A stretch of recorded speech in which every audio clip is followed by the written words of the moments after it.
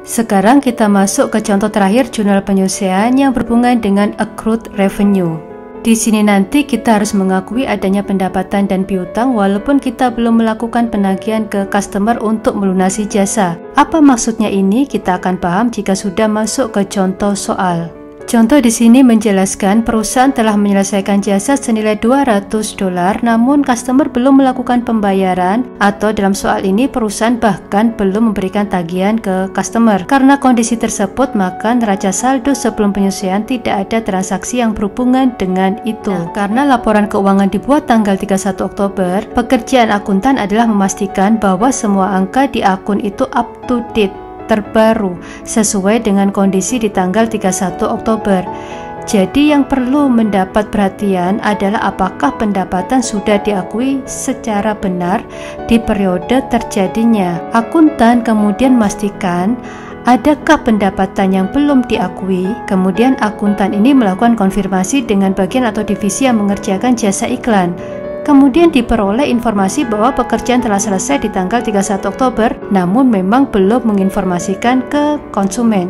Perusahaan akan mengirimkan tagihan atau invoice ke konsumen, contoh tanggal 1 September atau setelah tanggal laporan keuangan. Nah, di tanggal 31 Oktober itulah perusahaan sudah bisa mengakui adanya pendapatan dan piutang, sehingga jurnal penyesuaiannya adalah account receivable pada service revenue sebesar $200.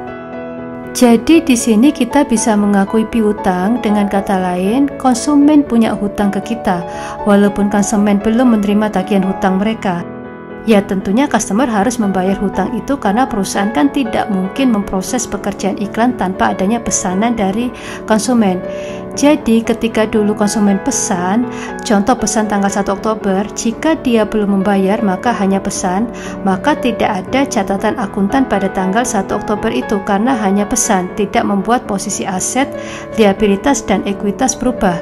Jadi hanya pesan itu bukan transaksi sehingga tidak perlu dicatat atau di jurnal. Perusahaan baru akan menagih di tanggal 1 September.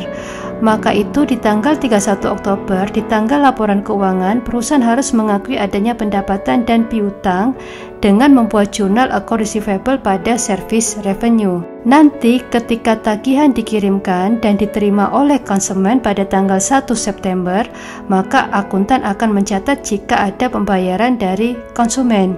Contoh, konsumen membayar tanggal 4 September, maka di tanggal itu akuntan akan mencatat debit cash credit account receivable.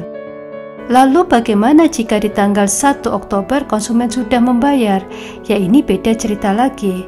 Kalau 1 Oktober konsumen bayar ya akuntan sudah pasti menjurnal dengan mendebit cash dan mengkredit unearned service revenue jika jasa waktu tanggal 1 Oktober itu belum selesai atau masih akan diselesaikan setelah tanggal 1 Oktober.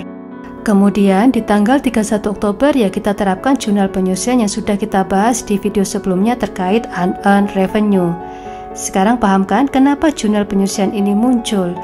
Jadi ya inilah jurnal penyelesaian untuk pengakuan piutang dan pendapatan atas transaksi yang belum ada pencatatan sebelumnya. Sampai di sini kita sudah membahas 3 contoh transaksi penyelesaian yang berhubungan dengan pendapatan, beban bunga, dan beban gaji. Jika kita rangkum semuanya, kita sudah mempelajari penyelesaian untuk supplies, penyelesaian untuk prepaid expense, waktu itu kita membahas asuransi dibayar di muka. Kemudian kita sudah mempelajari penyelesaian untuk depresiasi, accrued interest, accrued salaries, dan accrued revenue. Saya harap setelah kita mempelajari topik ini, kita bisa memahami logika berpikir jurnal penyelesaian. Sekali lagi, jangan dihafal. Karena ketika nanti kita bertemu contoh-contoh transaksi lainnya, maka kita akan menemukan transaksi di luar ini yang memerlukan penyesuaian. Contohnya nanti di akuntansi keuangan menengah ada penyesuaian terkait dengan cadangan kerugian piutang dan lainnya.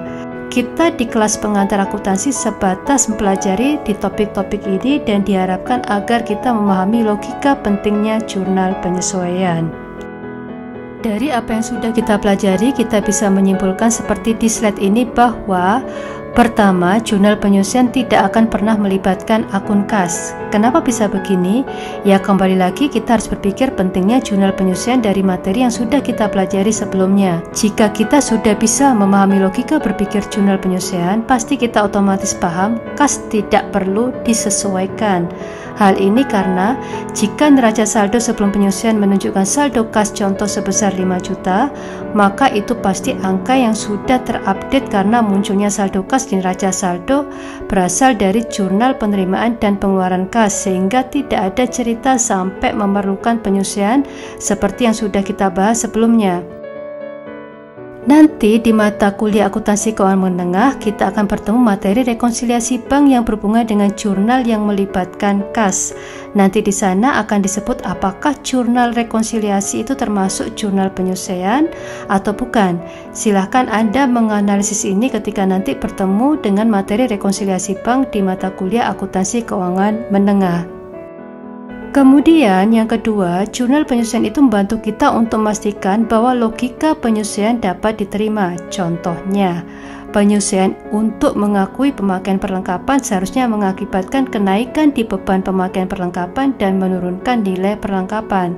Yang terakhir, ciri khas jurnal penyusian itu adalah pasti mempengaruhi laporan posisi keuangan dan mempengaruhi laporan laba rugi.